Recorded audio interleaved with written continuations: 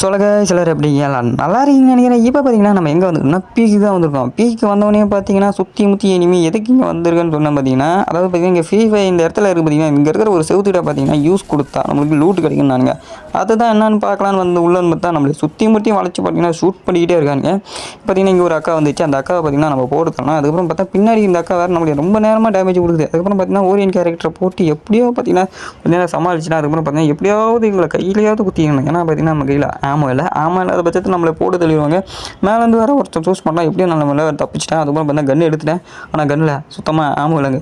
ஏன்னா அது மேலே வந்து நம்மளை போட்டு தெளிவானே. சரி எப்படியாவது இங்கேருந்து லூட் அடிச்சுட்டு இந்த செவுத்துக்கிட்ட கன்ஃபார்மாக இல்லையான்னு பார்த்துட்டு போகலான்னு பார்த்தேன். என்னடா யூஸக்கானா என்னடா யூஸக்கா இல்லைன்னு சொல்லிட்டு எப்படியாவது எஸ்கேப் பண்ணலான்னு பார்த்தீங்கன்னா ஓடிட்டு இருந்தேன். ஓடின வரைக்கும் பார்த்தா போட்டு தட்டானுங்க.